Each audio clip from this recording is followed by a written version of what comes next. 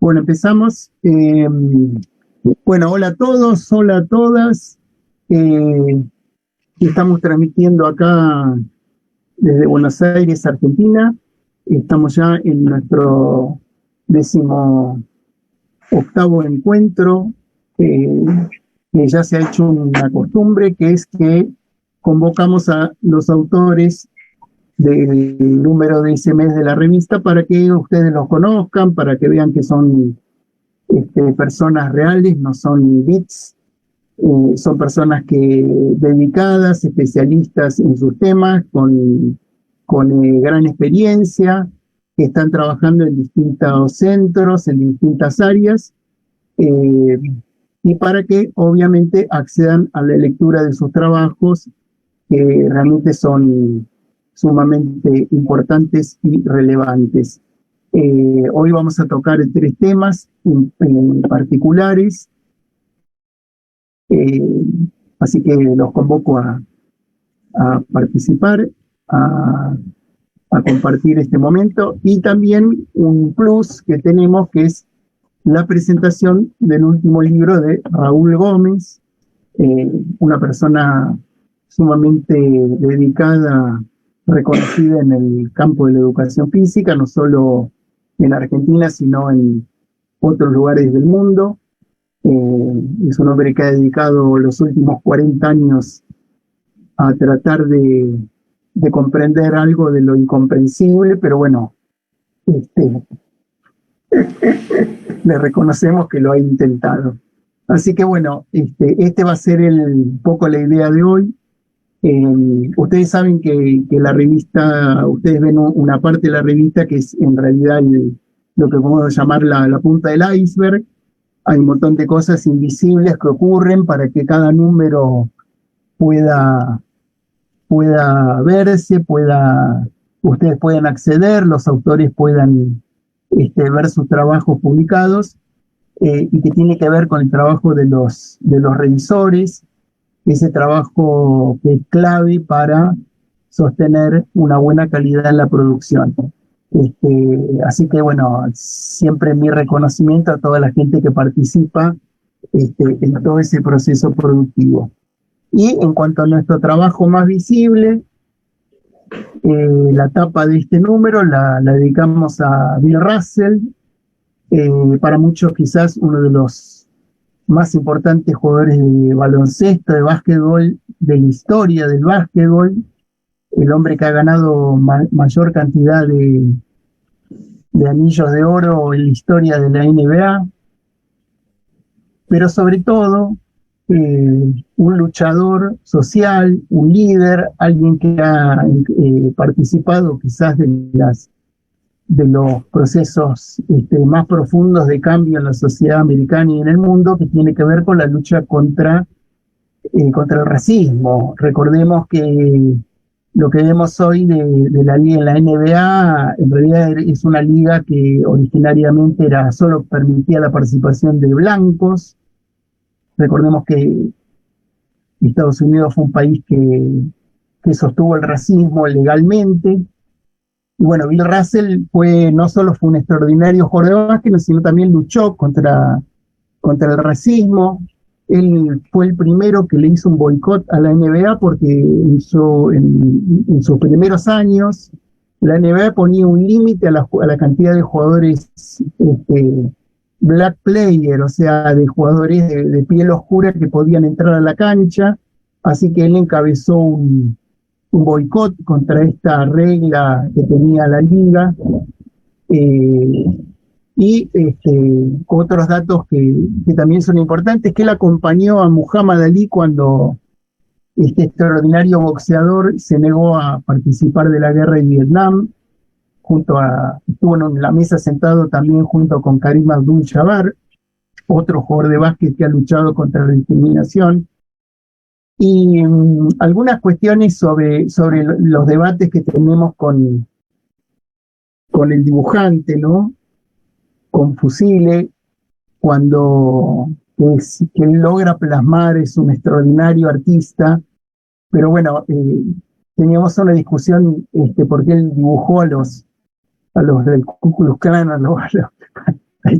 estos grupos racistas, y yo sostengo, ¿no es cierto?, que el racismo más complicado no es el de Ku Klux Klan, obviamente que es un racismo que hay que combatir, pero el peor racismo es el racismo de la gente común que sostiene, todavía sigue sosteniendo prácticas racistas, discriminatorias, que entiende que las personas blancas tienen algún tipo de privilegio por haber nacido con la piel blanca, o cierto grupo religioso, o cierta persona que nació en cierto país. Y bueno, quisimos plasmar en esa etapa nuestro reconocimiento a toda una serie de, no solo de atletas, sino de líderes sociales, que en realidad estos atletas también fueron líderes sociales al mismo nivel que, que los otros luchadores reconocidos, ¿no es cierto? Y por eso queríamos reconocerlo a través de esta etapa y reconocer a Bill Russell por esa lucha que emprendió. Les digo que en realidad todavía ese tipo de racismo gran parte lamentablemente sigue existiendo, o sea, si bien hoy el racismo no está en ninguna ley, en ningún país, no está legitimado, pero sin embargo todavía podemos ver que en muchas áreas, incluso en el deporte, todavía está presente, ¿no? Hace poco publicamos un artículo sobre esta gimnasta americana que ella denuncia toda una serie de prácticas racistas. Recomiendo el documental sobre Surya Bonali, que fue una patinadora francesa, también negra, que bueno, fue un personaje extraordinario. Les recomiendo vean ese documental, porque la verdad que van a entender un poco cómo operó y cómo sigue operando la discriminación en el deporte. Bueno, hecha esta presentación, vamos a dar lugar al primer expositor, que es William Duarte, William César Duarte. Él publicó un artículo titulado Estrategias comunicativas utilizadas por los profesores de educación física en la inclusión de alumnos zurdos. Él es graduado en Educación Física por la Universidad Estatal de Londrina, bachillerado en Educación Física por la Universidad Centro de Ensino Superior de Maringá, tiene certificado en Libras básicas por la Federación Nacional de Educación Integral de Sordos. Libras es el lenguaje de sordos, se llama así en Brasil. Recordemos que el lenguaje de sordos no es universal, sino que cada país tiene su lenguaje. En Brasil se llama Libras. Está especializado posgraduación lato sensu, el nivel de especialización lo enseña en la educación física escolar, y tiene también otra posgraduación lato sensu en educación especial e inclusiva en la Facultad de Educación de São Luís. Así que, William, si me quedé corto con la presentación, podés agregar, pero adelante. Un placer que estés acá compartiendo este momento con nosotros. Obrigado, o prazer é meu de ter a oportunidade de estar apresentando o meu trabalho, né? Trabalho em parceria com o professor Newton. Esse trabalho, as estratégias comunicativas utilizadas pelos professores de educação física na inclusão do aluno surdo, ele parte de uma pesquisa de campo realizada no município de Londrina, né, uma cidade de grande porte, e essa pesquisa ela contou com 100% dos professores atuantes na educação física, educação básica, com alunos surdos, né? Essa pesquisa eu elaborei um questionário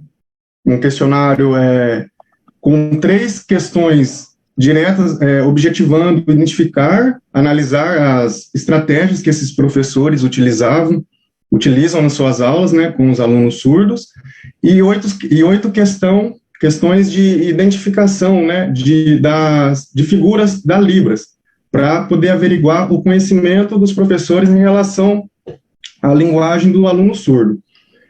Todos os professores participantes concordaram em participar da pesquisa, e os dados coletados foram organizados e tratados de forma qualitativa. Eu separei em categorias de respostas para poder analisar e confrontar com o referencial teórico da área.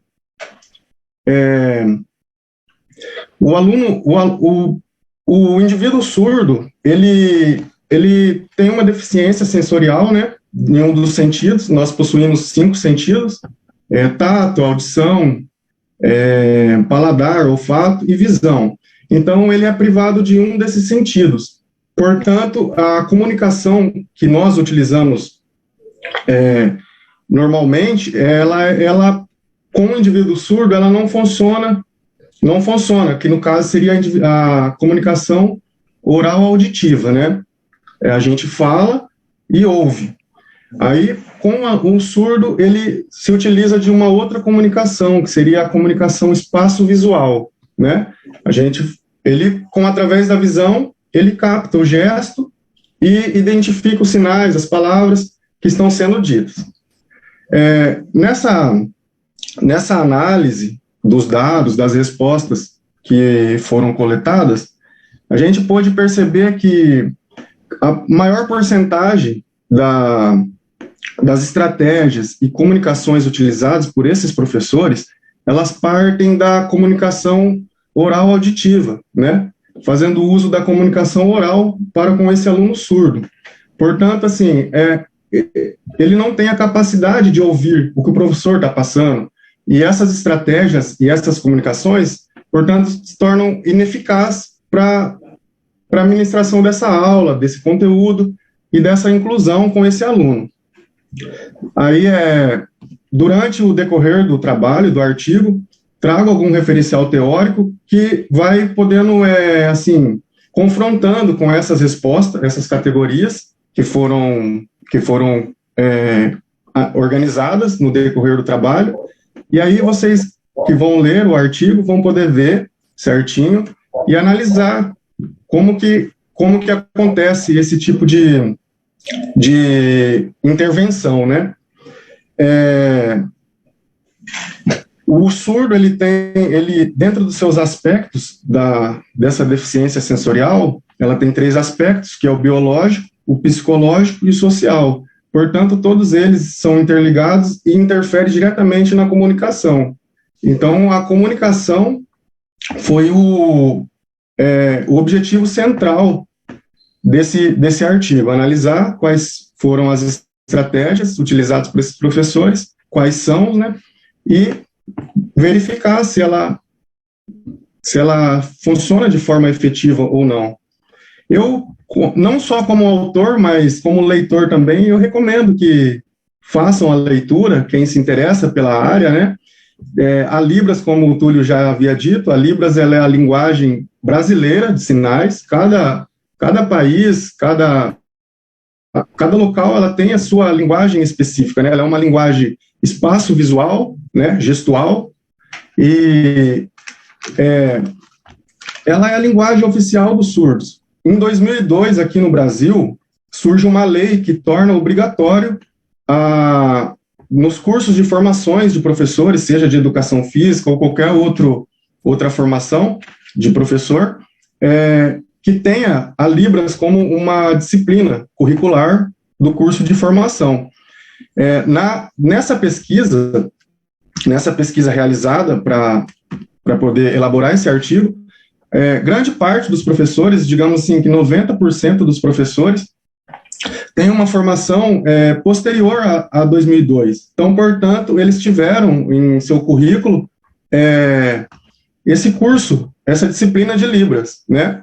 Em 2005, ela foi regulamentada, né, com algumas alterações, mas, então, esse artigo, ele traz em sua estrutura, verificando, analisando as estratégias utilizadas pelos professores, que mesmo com esse curso, com a disciplina Libras, com a lei que auxilia, né, na inclusão do aluno surdo, que está meio que ainda ineficiente, né, por conta da forma comunicativa com o aluno, né, com o ouvinte surdo. Então, eu recomendo a leitura, agradeço o espaço aberto.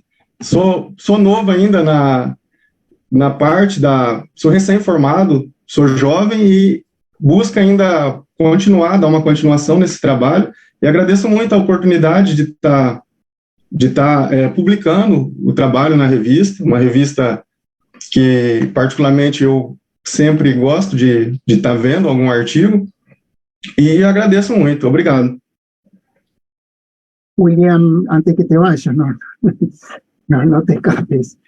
¿Cómo ves frente a la problemática en general de la discapacidad y particularmente de la discapacidad que vos estuviste investigando? ¿Cómo ves la actitud de los profesores? O sea, el nuestro es un campo, digamos, muy diverso en cuanto a los profesores.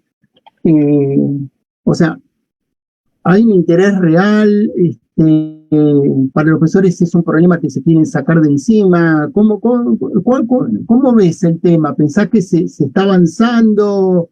¿Hay resistencia por parte de los profesores de incluir a los, en este caso, a personas con dificultades en cuanto a la escucha? ¿Cómo ves esto? ¿Y cómo pensás las perspectivas, no?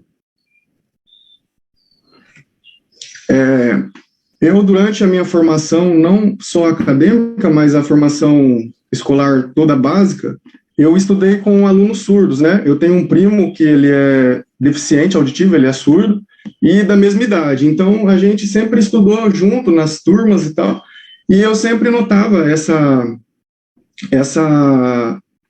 deficiência em relação à comunicação, tanto com o professor, a dificuldade com o professor em comunicação, quanto com alguns outros alunos, né?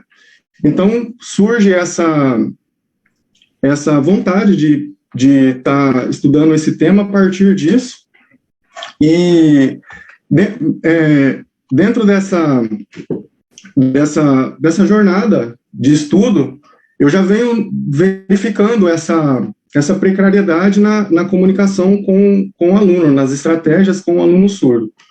E durante o curso de formação, surgiu a ideia de estar realizando essa pesquisa e futuramente estar aprimorando em um artigo, né? A pesquisa, ela surge assim para poder embasar esse fato que já ocorre. O professor, ele na perspectiva dele, comunicando com o aluno surdo de forma oral, eu acredito que ele entenda que o aluno esteja compreendendo o que ele fala, porque alguns deles realizam a leitura labial, né? Que aí o professor fala de forma oral, e esse aluno, ele realiza a leitura labial. Mas a leitura labial, ela não é totalmente eficaz, ela é uma forma de oralização, mas o aluno, ele não tem 100% assim, da compreensão da dicção que esse professor está falando, de como está falando. Depende também da distância, porque ele faz a leitura com o olho, não com o ouvido. Então, a linguagem principal do surdo é a linguagem visual, espaço visual. Mesmo que o professor faça a comunicação de forma oral, esse aluno ele vai realizar essa captação de forma visual. Portanto, eu não vejo como não utilizar a linguagem do surdo, a Libras. Mesmo que seja de forma simples, tem uma linguagem espaço visual, que ela está ali paralelo com a Libra, que seria a linguagem esotérica, né? Que seria, por exemplo, você vai falar casa em Libras, você vai fazer o sinal da casa. Se você não sabe, não tem a compreensão da Libras, você vai pensar de uma forma de explicar essa casa. Ou um carro, você vai fazer o sinal. Então, essa linguagem também, ela serviria muito mais do que uma linguagem oral. Então, eu, desde sempre da minha jornada acadêmica, eu venho percebendo isso, que nem mesmo essa simples atitude é tomada para poder realizar uma inclusão efectiva. Bueno, William, yo creo que con lo que planteaste y obviamente el trabajo estás aportando a todo un tema que es un tema de enorme actualidad e interés y que es una pregunta que yo creo que tienen prácticamente todos los profesores. Yo diría no solo los profesores en ámbito escolar, sino todos aquellos que intervienen en ámbito deportivo y bueno, obviamente que precisan comunicarse y en muchos casos muchos de los deportistas tienen algún tipo de discapacidad, en este caso la sordera.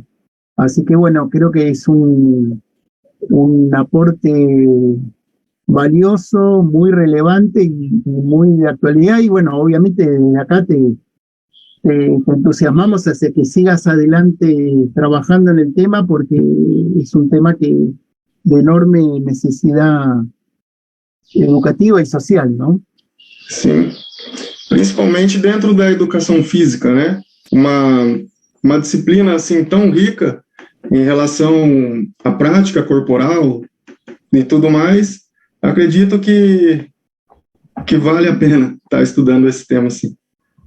Bueno, William, te agradecemos hasta acá. Vamos a pasar a la siguiente expositora. Es la licenciada Camila López Ferreira Provenzano. El artículo se titula A autoeficacia y su relación con la práctica de danza, una revisión sistemática.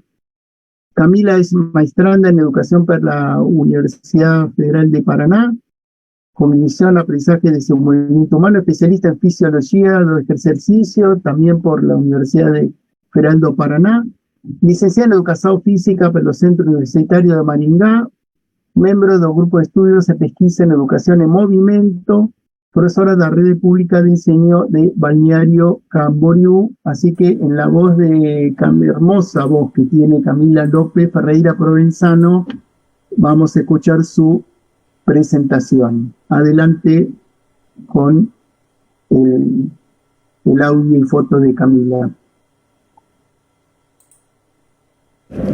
Boa tarde, me chamo Camila Lopes Ferreira Provenzano, estou aqui para apresentar o artigo que escrevi, A Autoeficácia e sua relação com a prática de dança, uma revisão sistemática. O objetivo do estudo foi revisar sistematicamente as pesquisas que analisaram a relação da autoeficácia com a prática de dança entre estudantes do ensino fundamental, assim como verificar quais variáveis e contextos dentro da escola foram abordados em conjunto à autoeficácia para melhor explicar essa relação. A revisão incluiu estudos publicados nos últimos 10 anos nas bases eletrônicas de trabalhos científicos Eric Thesaurus, Sport Discus, Cielo e Web of Science. Utilizamos descritores caracterizando componentes de autoeficácia, dança e expressão corporal. 5 estudos foram incluídos na revisão. A relação entre a autoeficácia e a prática da dança mostrou-se consistente e se confirmou em 4 dos 5 estudos.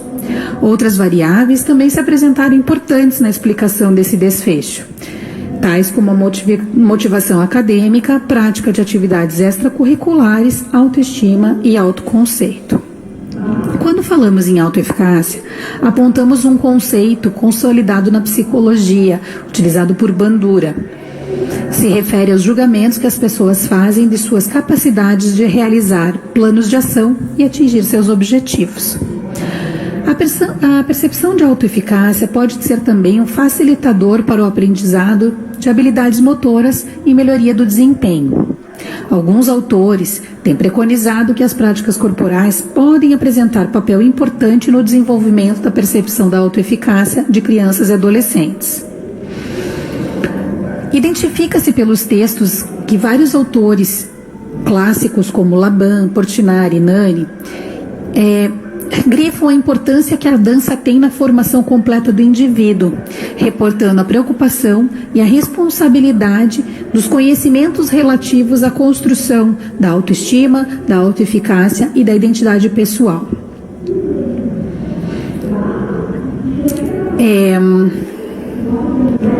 Esse foi um estudo que se tratou de uma revisão sistemática de literatura, porque considera-se um delineamento mais adequado para a verificação do estado da arte a respeito do tema. A estratégia de busca foi incluir artigos que foram selecionados nas 4 principais bases, limitada num período entre 2009 e 2019, tendo-se considerado artigos publicados nos idiomas português, inglês e espanhol. Todos os processos de seleção e avaliação desses artigos foram realizados por pares, analisando inicialmente os títulos dos manuscritos, logo após uma avaliação feita mais precisa, né, nos artigos que preenchiam os critérios ou não, lemos os resumos, e aí todos os artigos então selecionados foram obtidos na íntegra, e realizamos uma busca manual também em listas de referência dos artigos selecionados, visando identificar outras publicações que preenchessem os critérios de inclusão. Os critérios de inclusão levaram em consideração artigos originais publicados em periódicos peer review, com o objetivo de verificar a relação entre a dança e a autoeficácia. Estudos publicados de janeiro de 2019 a dezembro de 2019 e amostras com estudantes de ensino fundamental, nível escolar equivalente em estudos internacionais ou idades equivalentes aos estudantes do ensino fundamental brasileiro. Os resultados foram muito positivos, porém, durante o processo de busca sistemática, ao explorar a dança como uma forma de conteúdo estruturante, o número de resultados foi pequeno, o que demonstra uma área extensa a ser pesquisada ou indicar novos caminhos a serem explorados. Em sua maioria, os artigos demonstraram que existe uma relação positiva da prática da dança, fatores que podem ser associados à autoeficácia, porque a sua aplicação é um dos preditores do desempenho físico, sendo o resultado de complexos processos de autopersuasão que efetivam o processamento cognitivo das informações. E esse processo cognitivo é resultado de 4 fontes: as experiências do domínio pessoal, as experiências dos modelos sociais, a persuasão social e os estados motivacionais e fisiológicos. O estudo apresentou algumas limitações, porém, as variáveis que mostraram importantes nessa explicação da relação abriram um leque para novas pesquisas.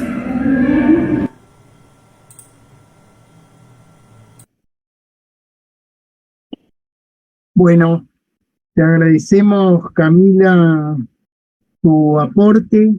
Recomendamos leer el artículo, sobre todo es un artículo no solo relevante desde el punto de vista del contenido que trata, sino también ver la parte, digamos, procedimental, porque es una revisión bastante bien desarrollada. Bueno, vamos a presentar ahora a nuestras próximas expositoras. Son las autoras del artículo ACHAPE como club formador de lineamientos para formación humana. En realidad vamos a presentar un equipo, nos está faltando, pero igual la presentamos, a la doctora Marineiva Moro Campos de Oliveira. Ella es pedagoga, psicopedagoga, mestre doutora en educación, profesora del programa de posgraduación estricto sensu da Universidade do Oeste de Santa Catarina. Es la pedagoga de la Asociación Chapecoense de Fútbol. También nos acompaña Francieli Silva. Ella es asistente social, especialista en gestão de pessoas académica de Derecho, asistente social perita dativa da comarca de Chapecó, asistente social da Asociación Chapecoense de Fútbol, y finalmente la psicóloga del equipo, Sabrina Guerra, que además de psicóloga tiene un MBA en Gestão de Pessoas. Así que un enorme placer presentarlas. Sobre todo vamos a tratar de un tema que tiene una relevancia enorme en el mundo del fútbol y lamentablemente está poco difundida, que tiene que ver con todo el trabajo que se hace con los actores, en este caso en el fútbol en Brasil, en el área del desarrollo humano. Así que adelante Francieli, adelante Sabrina con su presentación. Obrigada, então. Antecipo informando a ausência da doutora Marineiva, que faz parte da nossa equipe. Acredito que ela esteja em trajeto e possa entrar a qualquer momento e ela possa complementar, talvez, a nossa fala em tempo, né? Então, como equipe, estamos unidas aqui.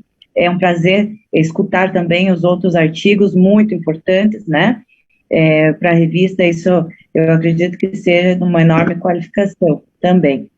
Nosso trabalho, nosso artigo falou e fomentou o que a gente sentia aquela necessidade, né? O extracampo no mundo do futebol. A gente entende hoje que o mundo do futebol, ele precisa ser trabalhado muito, o extracampo na questão estudantil, educacional, em todos os sentidos. Então, a Chapecoense hoje trabalha com várias categorias, mas o setor psicossocial unido trabalha projetos específicos com a categoria sub-15, sub-17 e sub-20. Numa forma geral, nós trabalhamos um projeto muito forte que chama-se A Base Lê, projeto A Base Lê. Esse projeto foi contemplado também e ele fomenta o estudo, a leitura como qualificação, né, tanto da fala, quanto da escuta, quanto da persona mesmo, né, da qualificação pessoal. Também trabalhamos em rodas de conversa separadamente por cada categoria, porque cada um tem o seu momento e a sua fase. O sub-15 nós trabalhamos meninos de 14 e 15 anos, sub-17 nós trabalhamos meninos de 16 e 17 anos, e o sub-20 entre 18 e 17 anos. Então, 18 e 20, desculpe.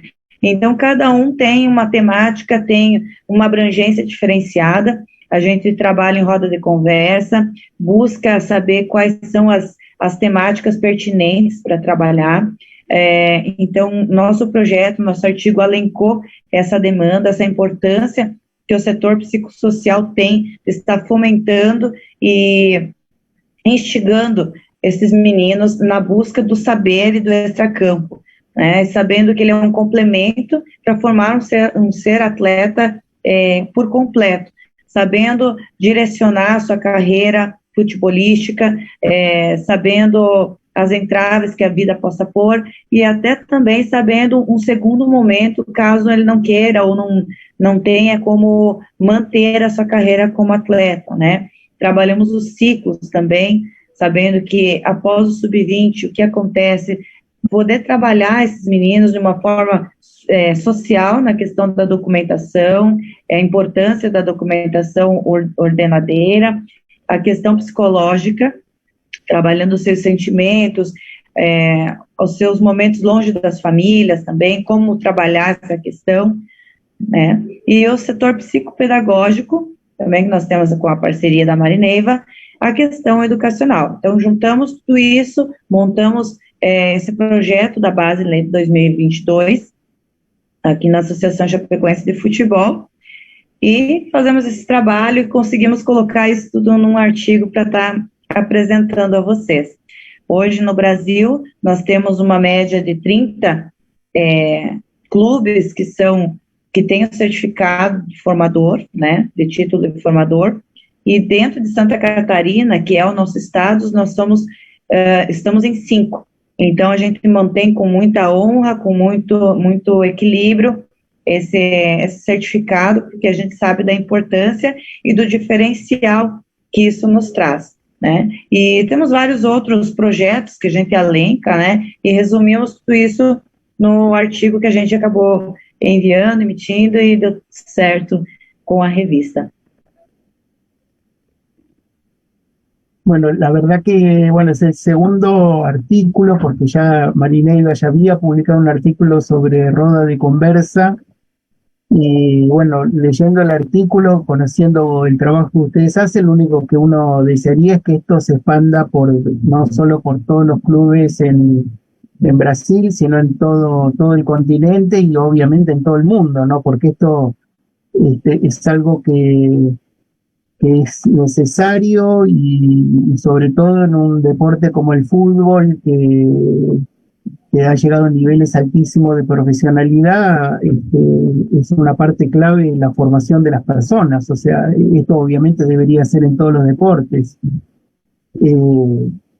Así que bueno, imagino que ustedes cuando producen lo que hacen y están trabajando, imaginan eso que se va expandiendo y que se va leyendo y que de alguna manera se crean redes y contactos para que este modelo y estos proyectos que ustedes están haciendo se reproduzcan en todos los clubes, en todos los clubes de fútbol del mundo, ¿no?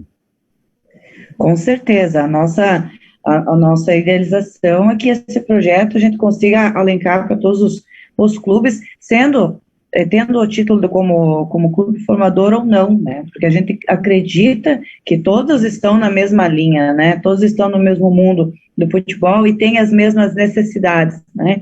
Então, alguns clubes, todos que têm o certificado de título formador têm o setor psicossocial atuante, né?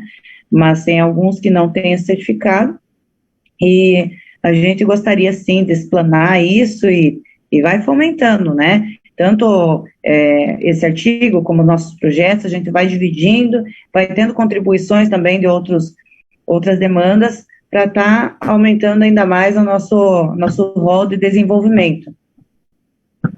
Te hago una pregunta un poco porque vos me hablas del certificado y eso, en realidad todo esto es producto de la ley Pelé, por lo menos eso me parece que Marineiva lo explicó en otra videoconferencia, ¿no? Ahí está entrando Marineiva. Pero,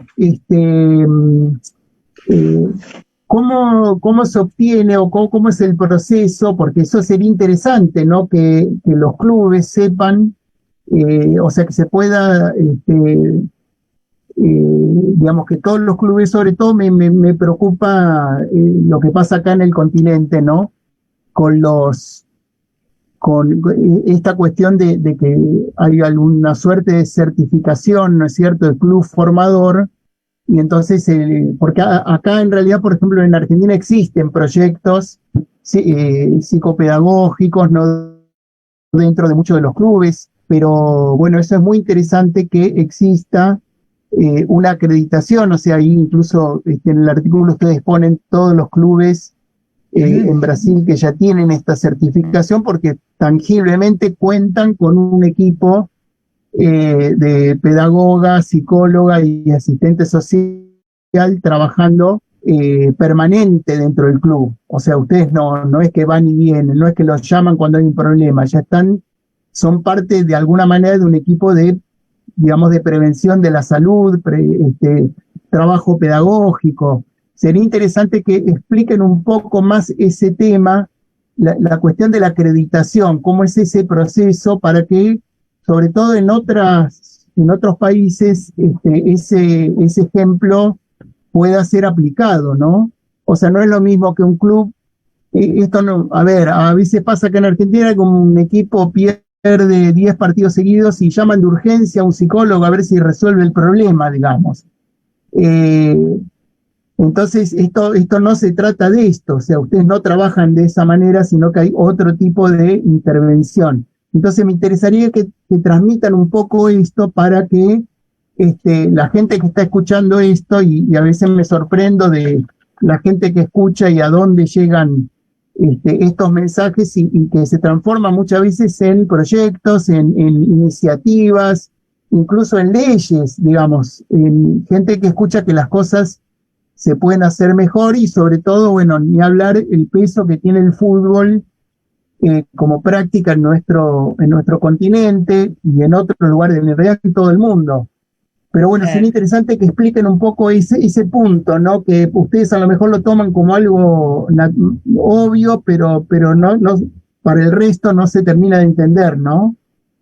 Sim, quando a gente fala de mundo do futebol, mundo futebolístico, na forma geral, para as pessoas em geral, acaba não soando muito uma ligação com assistente social, com psicólogo, com pedagogo, né? Mas quem vive esse mundo entende e compreende o quão é importante, porque quem trabalha com categorias de base, quem é time de futebol, que tem as suas categorias de base, que tem alojamentos, que alojamentos são locais específicos do clube, aonde, vamos supor, um menino mora lá no norte e o clube é do sul, ele possa residir.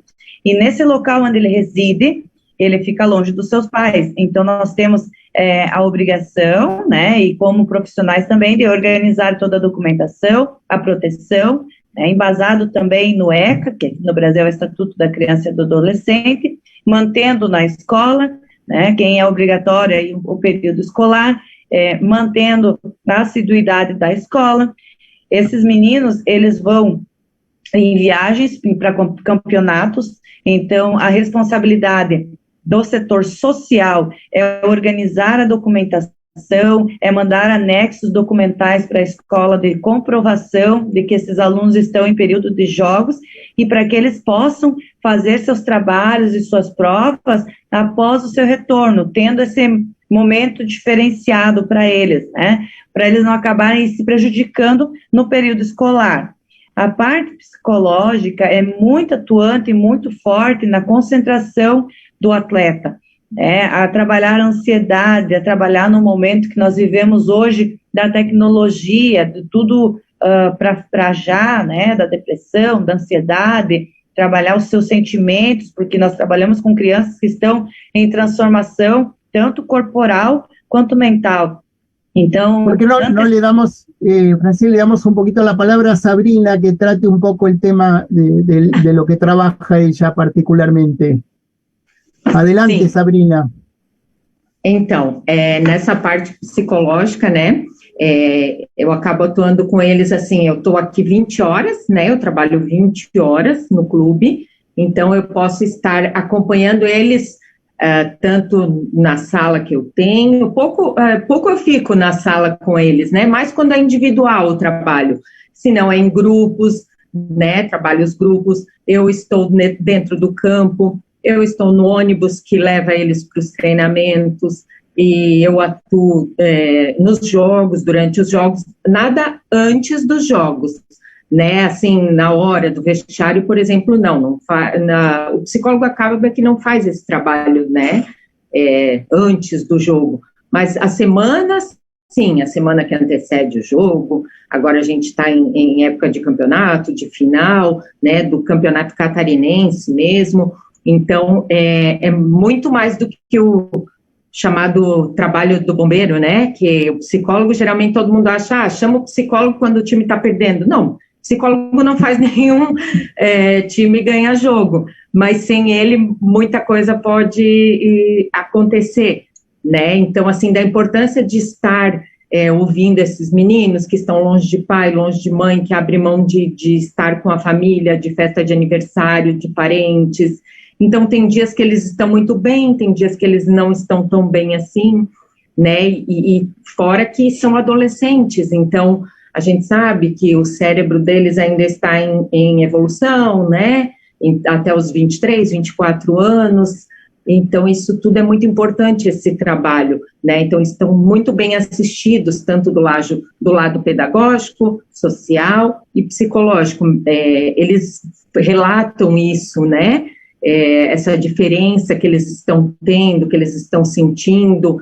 claro que a gente sabe que não é uma vara de condão e um passe de mágicas, né, a gente sabe que é a longo prazo, né, esse trabalho psicológico, não é nada pontual que eu consiga trabalhar psicoterapia, até porque o intuito não é esse, né, mas ouço eles, a escuta sem estar julgando, a escuta sem julgamento, né, então é muito importante o trabalho que está sendo feito na base da Chapecoense.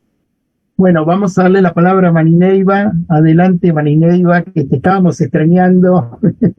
Buenas tardes.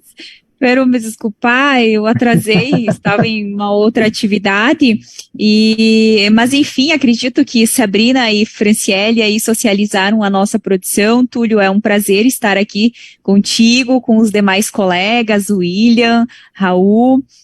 né, e a todos aí que posterior vão nos acompanhar.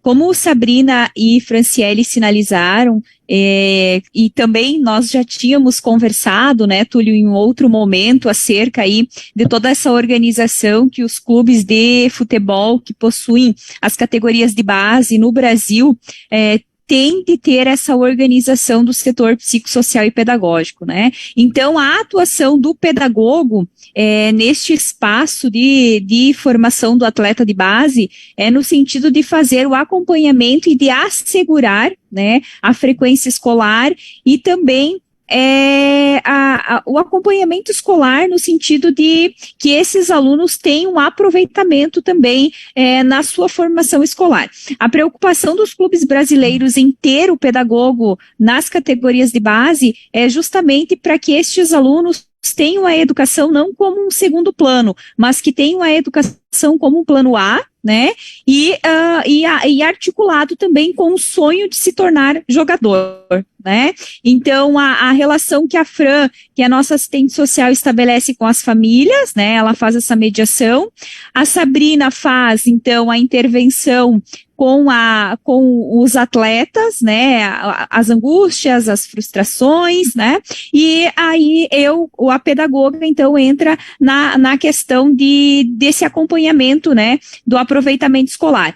Mas a gente sempre faz um trabalho muito coletivo, porque a gente não consegue trabalhar de forma fragmentada, né? Então, a Fran também acompanha a vida escolar dos atletas, a Sabrina sabe dos rendimentos dos atletas, a gente socializa aí os boletins que apresentam os aproveitamentos deles, a gente faz reuniões com as famílias, né? Porque a gente acaba assumindo a responsabilidade de família também, né? Mas a gente cuida para pôr as famílias também sobre essa responsabilidade, mas a ideia é esse reforço, né, que chega para os clubes de futebol, e não só de futebol, né, Túlio? No Brasil, todos os esportes que possuem categorias de base estão sendo estruturados para que tenha esse setor psicossocial e pedagógico para que faça efetivamente esse acompanhamento e atenda, né, porque além das leis, né, do futebol, a gente tem o ECA, que é o Estatuto da Criança e do Adolescente, que prevê esse acompanhamento, né, essa rigorosidade também quando se trabalha com crianças e adolescentes. Mas temos ainda muito a evoluir, né, e um dos pontos que a gente precisa evoluir é a valorização do trabalho do setor psicossocial e pedagógico, né, porque às vezes as estrelas e o reconhecimento vem somente para o time profissional, né, mas por detrás desse time profissional, há toda uma preparação de base, há todo um corpo de profissionais que se esforçam para que esse time, né, esteja na condição de profissional que está. Então, a Chapecoense tem toda essa equipe, né, esse suporte da base. A gente também tem aí uma presidenta, né, uma vice-presidenta da base aí, que também dá todo o suporte, e aos pouquinhos a gente vai ampliando, né, esse reconhecimento e nos fortalecendo para pensarmos em mais ações para as categorias de base. Bueno, Marineiva, Francieli, Sabrina, en realidad no soy yo el agradecido, yo creo que hay muchísima gente que va a escuchar esto, leer sus trabajos y sin duda están en el medio, digamos, del desarrollo de un proyecto que sin duda se va a expandir y se va a aplicar yo diría, en todos los países del mundo, por lo menos donde todavía no hay algo de esto en marcha, ¿no? No tengo duda incluso que la Federación Internacional de Fútbol mira estos proyectos que ustedes están sosteniendo y sin duda que lo van a recomendar como proyecto de cómo se debe tratar el tema del desarrollo humano en el fútbol. No tengo ninguna duda de eso, así que yo creo que ahí está parte del valor de lo que ustedes están haciendo, ¿no? Que sin duda además estoy convencido que un trabajo así genera además una mejoría en la calidad del juego, en los resultados. Yo estoy convencido que también a la corta o a la larga influye también en eso. Brasil incluso tiene ejemplos de extraordinarios deportistas y también líderes sociales, ¿no? Me viene a la cabeza ahora Sócrates, uno de mis jugadores predilectos en la historia por todo lo que ha hecho como líder social, ¿no? Y sin duda que es un espejo donde muchos se pueden mirar y ver un ejemplo de un tipo de intervención y de práctica que además de beneficiosa socialmente también genera resultados extraordinarios, ¿no? Bueno, vamos a pasar a nuestro último expositor.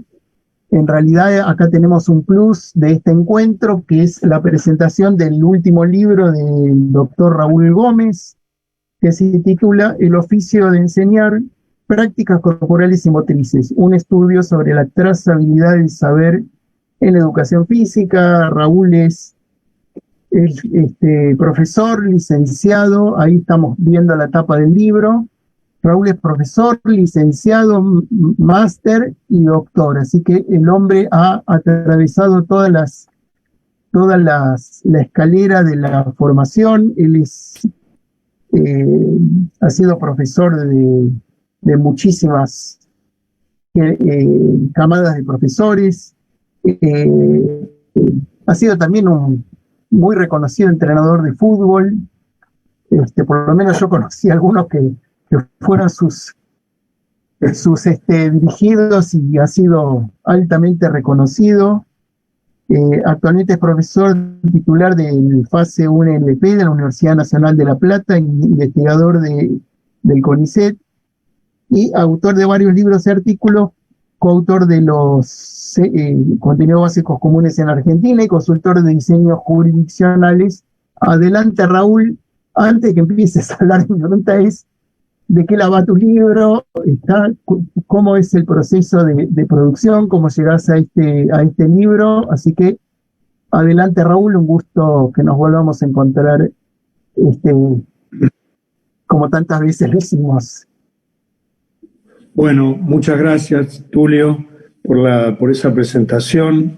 Y quería, antes de comenzar, agradecerte a vos, a la revista, a vos particularmente por los climas que sabés crear en torno a estas cosas que nos atraen, ¿no?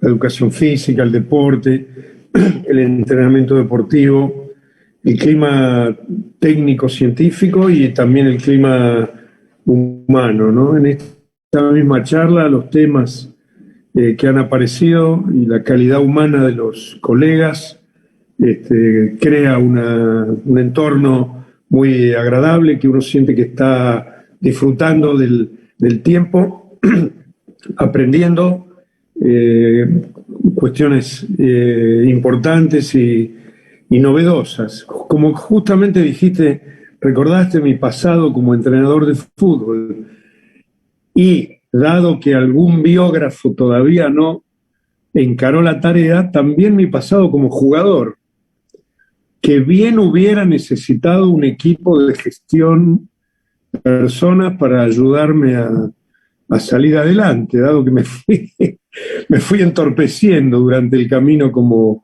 jugador de fútbol, ¿no? Pero bueno, me abrió también otras cuestiones. Así que agradezco la oportunidad. Y yendo ya a tu pregunta, voy a tratar de ser sintético porque, bueno, lo importante en todo caso, si es así, está en el texto, ¿no? A mí lo que, no diría, sí, debería decir, casi en el final de mi carrera, iba a decir al final, pero prefiero dejar una puerta abierta por si acaso, casi en el final, o después de muchos años, fui, digamos, como recalando en cuestiones cada vez más, si se quiere, abstractas. Querría decir profundas, pero pongámosle que al menos cada vez más abstractas. siempre en el terreno de lo que me preocupó y me gustó mucho, que es cómo se enseñan las prácticas motrices, los deportes, la gimnasia, la vida en la naturaleza, las prácticas en el agua, etcétera. ¿Cómo es que lo que aparentemente es como la quinta esencia de nuestra profesión, la de los profesores y maestros de educación física, ¿no? Y en este último libro me empecé a ocupar hace muchos años, hace como 11 quizá, o quizá toda la vida, los 50, pero hace como 11 específicamente, de cómo es el tipo de saber, es decir, cuál es el tipo de conocimiento que enseña la educación física o que enseña el deporte.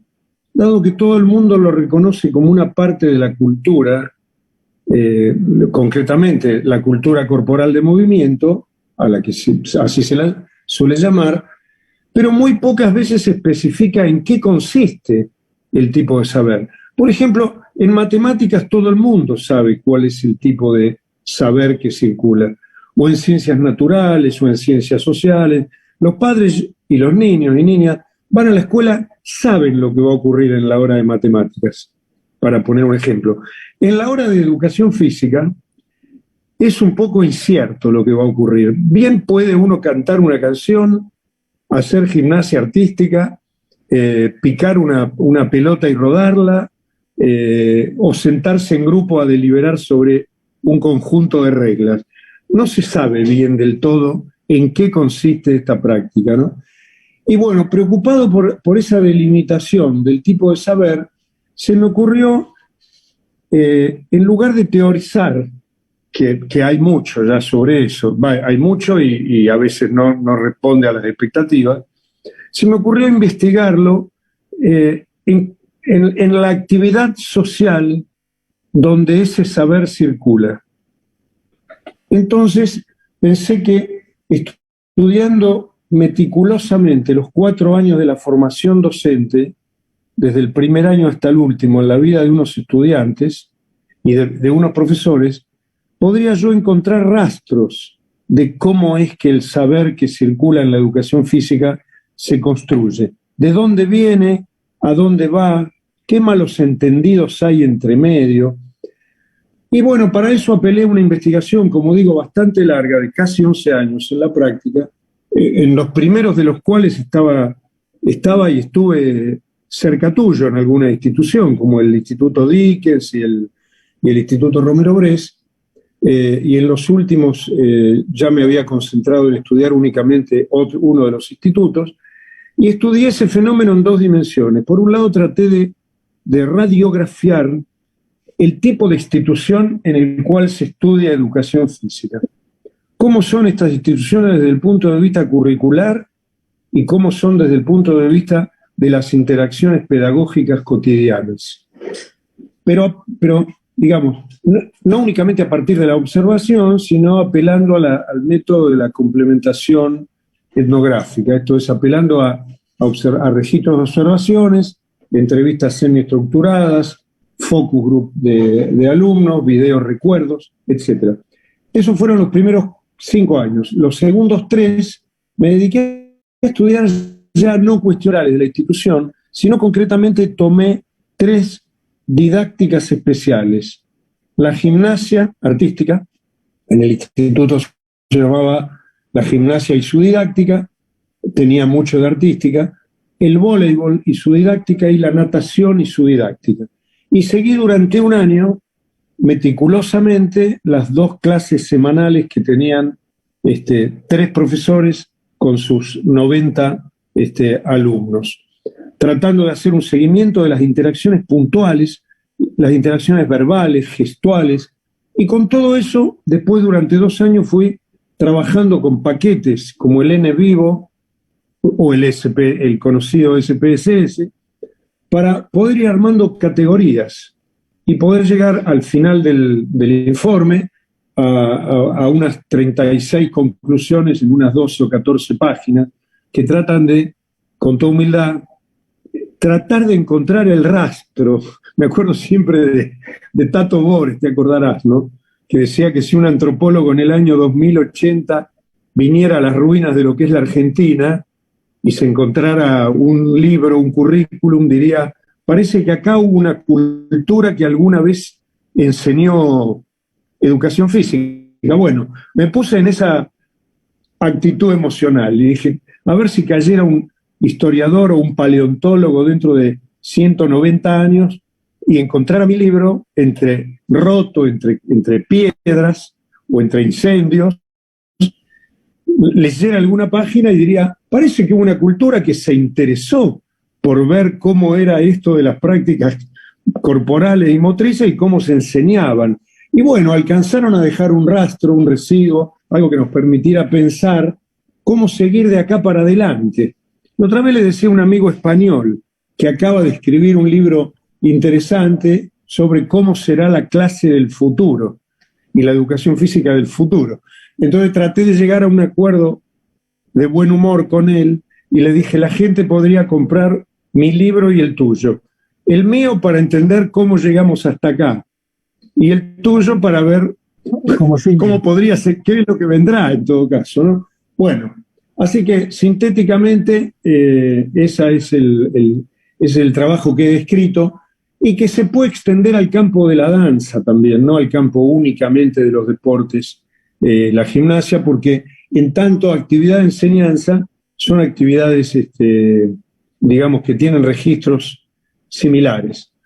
Dentro de eso hay un montón de detalles que, bueno, que prefiero terminar acá la síntesis, ¿no? Y, bueno, pero antes de que termine, ¿no? Antes de que termine, no, decime de esas conclusiones, decime las tres más fuertes, digamos, las tres que, a ver, yo soy una persona que intento conmoverme, digamos, o sea, para mí el conocimiento viene asociado a elementos emotivos, digamos.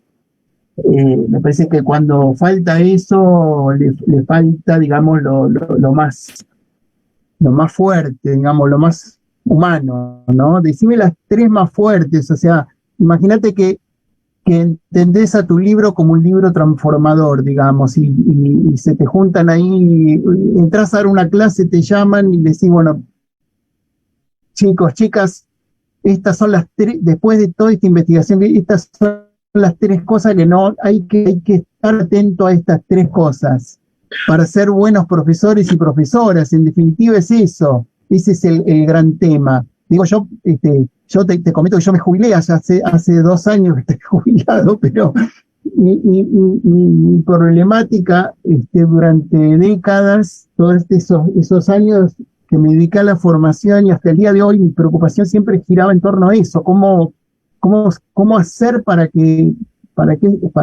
estas personas sean buenos profesores, digamos, dónde está la clave, ¿no? Ahí, y además que reconozco que no encontré mucho, por eso me dedico a lo que me dedico, porque me encanta, porque siento que me estoy cruzando mes a mes con personas que tienen esas características, ¿no? Personas que hacen cosas porque imaginan que están cambiando el mundo, digamos.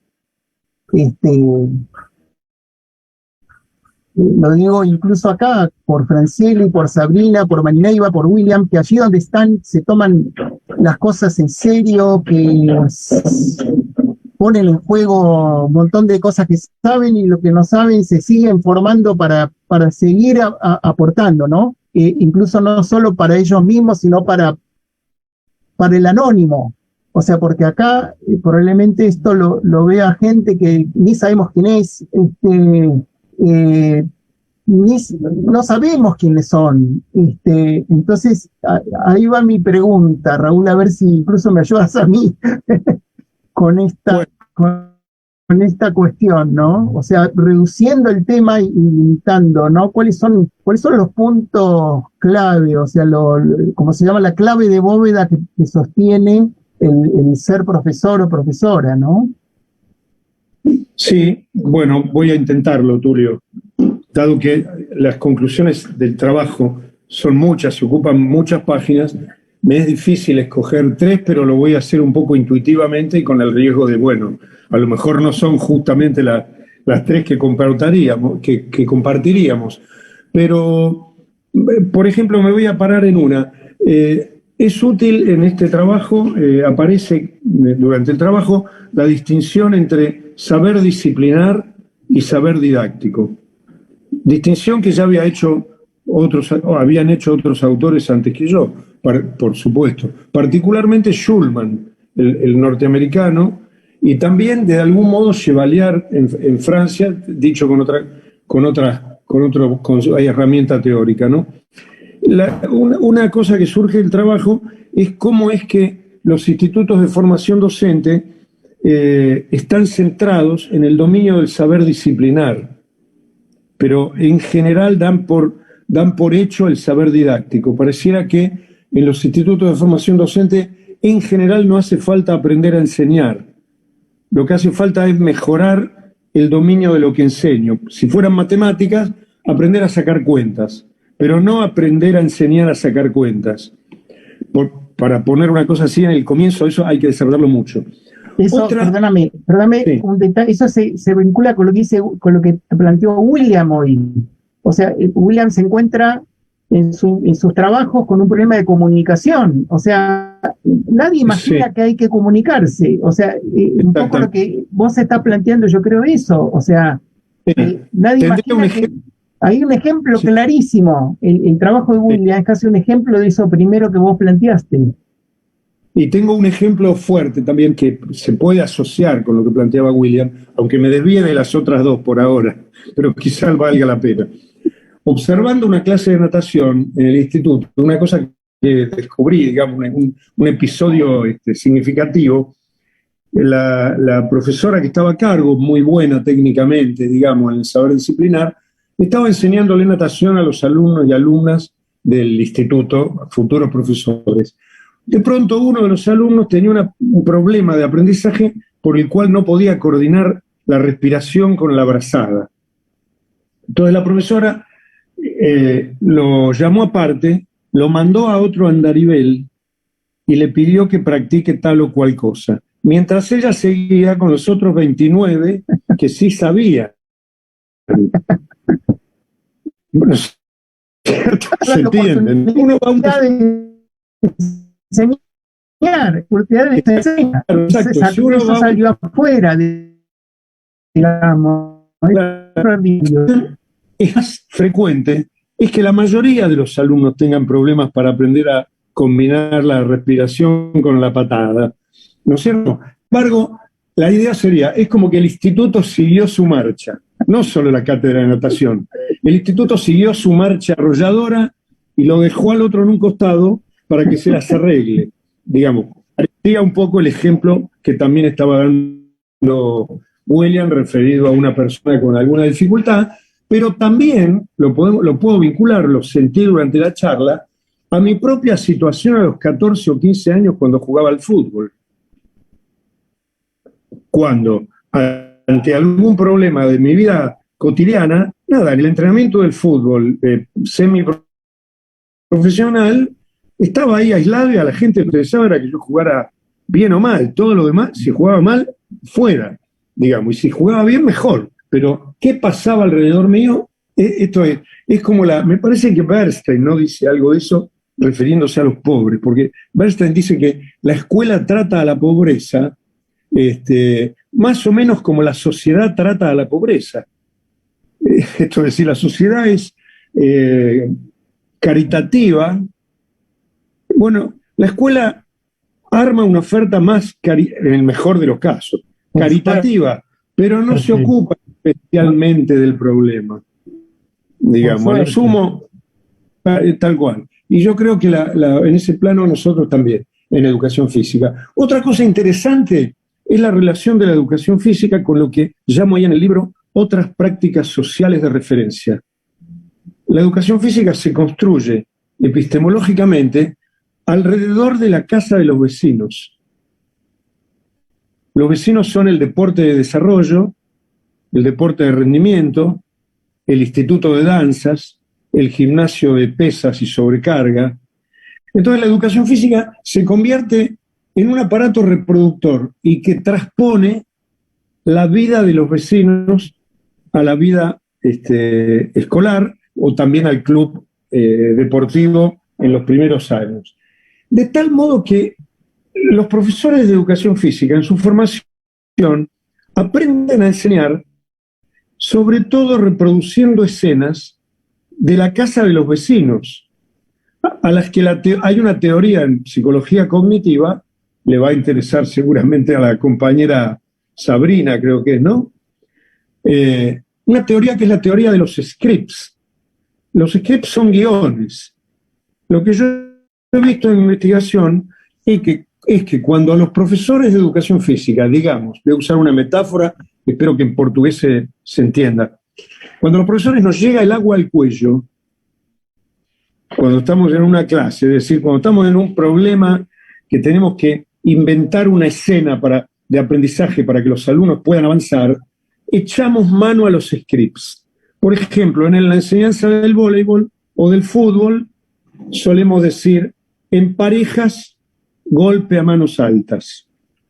Porque tenemos guardado en el fondo de nuestro corazón, que era lo que te interesaba, tendría que decir de nuestra memoria, ¿no? Pero sobre todo de la memoria episódica, tenemos guardada alguna situación de nuestra adolescencia tardía en la que un líder deportivo al que admiramos, generalmente un entrenador, al que vivimos como exitoso en aquellos años, como proveedor de seguridad emocional, nos dijo, en parejas golpe de arriba. Y en el momento que tenemos que enseñarle algo a unos pibes de 5º grado o 6º, que no tienen ninguna gana de estar en parejas haciendo golpe de arriba, sino de jugar 4 contra 4 con una soguita, nos las vemos en problemas y en pareja golpe de arriba. A estos profesores que reproducen esto, cuando le preguntás haciendo historia de vida, ¿y cuál fue tu formación?, suelen decirte cosas como, es que yo en el 72 hice cursos con Carmelo Pitera, o hice cursos con el seleccionador de la selección de Brasil o de Checoslovaquia. De Rusia. Yo me pregunto, como si tuviera algo que ver, digamos, la posesión de un saber tan técnico con la capacidad de enseñar ese saber a principiantes en el medio escolar. Entonces, la teoría de los scripts está muy, muy vigente. La tercera, me he hecho referencia básicamente a 3. El problema de las prácticas sociales de referencia y los malos entendidos que genera la teoría de los scripts y la distinción saber disciplinar, saber didáctico. El libro también inaugura una última vigente en algunas casas de estudio, yo entiendo que producto de la posverdad y cierta versión del posmodernismo. Porque también existe la versión contraria en algunas casas de estudio. Por ejemplo, en La Plata hay discusiones al respecto, acerca de que el profesor tampoco tiene que tener ningún dominio disciplinar. A la inversa de lo que ocurriría en los institutos, hay gente que está planteando, no hay nada que saber, por lo tanto no hay nada que enseñar. Esto es, cualquiera que no sepa puede enseñar, cosa que espantaría si lo pienso para las matemáticas o para el idioma inglés, como está recontra investigado. Bueno, esto está apareciendo, lo que yo trato de mostrar en el libro es cuáles son las ventajas del profesor que domina disciplinarmente la asignatura, apelando a una larga serie de bibliografía muy investigada y también a mi propia investigación, ¿no? Esto es, siempre recuerdo que le decía a mis alumnos y alumnas la frase bíblica, ¿no? Que le atribuyen a Cristo en algún momento cuando dijo, pongo una nota al pie, adaptada al momento en que la dijo y a las circunstancias en que la dijo. Pero dijo Cristo, un ciego no puede ayudar a otro.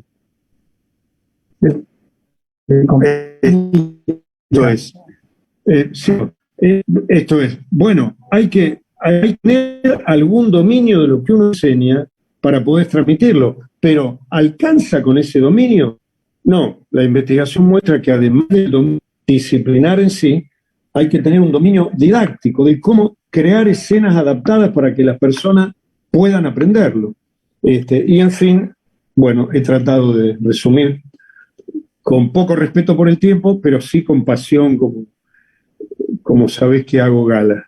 Dale, Raúl, la verdad que un placer, más allá del momento, escucharte, y obviamente convoca a leer el libro y seguir debatiendo sobre estos temas, porque evidentemente creo que todavía seguimos si nos vemos en algunas teorías todavía estamos en la presciencia, ¿no? Si todavía hay algo ahí por construir, me parece. Una cosita más, Tulio, me dejás decir que me olvidé. No, quiero... espera, no.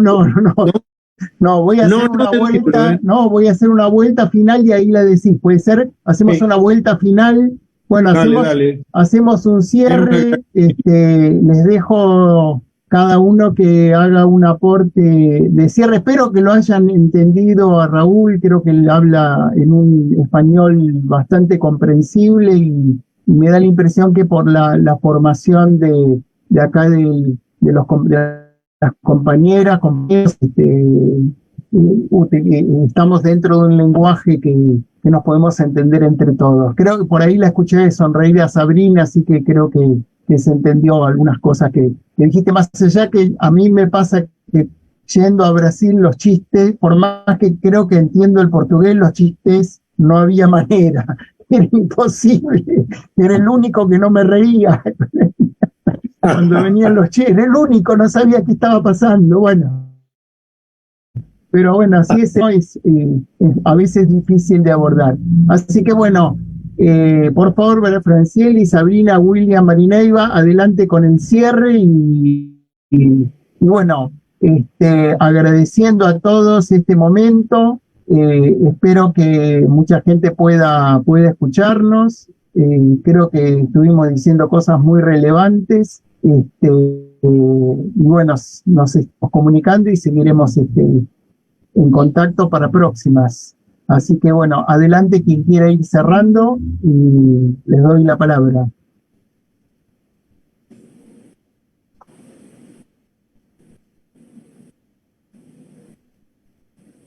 Si querés, William, cerrar tus palabras de cierre, adelante.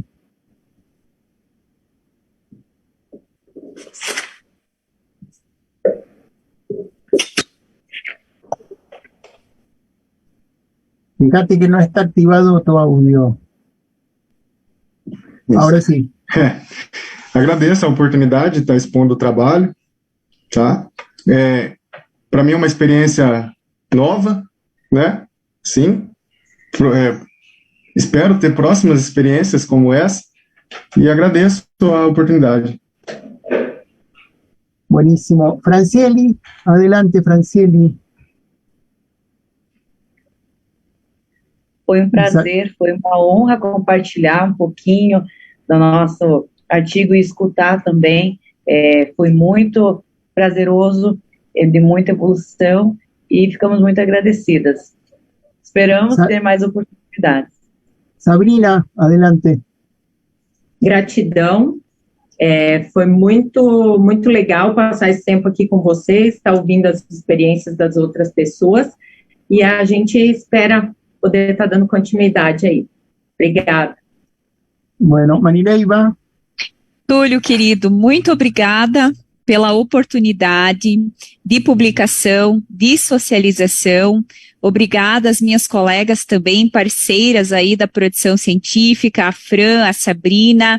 Esse trabalho é fruto de um trabalho coletivo, de muito esforço, de muita dedicação também e de muito esperançar, né, de acreditar que é possível sim, por meio da base do futebol, formarmos então formarmos os atletas numa perspectiva de formação humana. Obrigada, William, Raul também pelas partilhas, pelos momentos que passamos aqui e em breve esperamos nos encontrar em outros eventos, em outros momentos com novas publicações. Muito obrigada. Bueno, gracias Marineiva. Un día quiero ir a Chapecoy, te digo, lo tengo en mi mapa, así que por ahí te aviso. Tengo muchas ganas. Por favor, quando desejar, será muito bem-vindo aqui conhecer os nossos espaços, a nossa arena, os nossos atletas, o nosso setor. Será muito bem-vindo. Bueno, adelante Raúl con tus palabras. Bueno, para comenzar, ya he mirado recién cuando estábamos comenzando, he observado la ubicación en el Google Maps del lugar de residencia de los colegas brasileros también y brasileras para apuntármelo en algún viaje. He visto dónde queda Chapecó recientemente, ahí de paso para Paso Fundo y para esos lados, ¿cierto? Y lo único que yo quería hacer era agradecerte, Tulio, y a los colegas de Brasil, hermanos del Mercosur y hermanas, por el lindo momento, y quería también recordar y destacar la importancia, Tulio, de tu obra y de tu revista, y cómo has intentado y logrado una alta performance técnica, pero poniendo sobre todo siempre como estandarte la bandera de los derechos humanos y la preocupación por una sociedad justa. Y nunca has retirado una bandera por levantar alguna otra. Así que me parece es un mérito a destacar siempre. Además, Tulio, le digo a los colegas, creador de la primera lista de distribución electrónica de la educación física en Argentina y probablemente en idioma español allá por el 91, 92, una lista electrónica en la que todos nos empezamos a comunicar cuando ni siquiera casi no teníamos ni mail todavía en esa época. Así que muchas gracias, Tulio, y a todos los demás. Bueno, gracias Raúl, gracias Francieli, gracias Sabrina, gracias William, gracias Marinela, gracias a todos los que nos siguen, que nos escuchan y a los que, bueno, seguirán escuchándonos y estamos siempre en contacto. Así que abrazos para todos y nos veremos la próxima.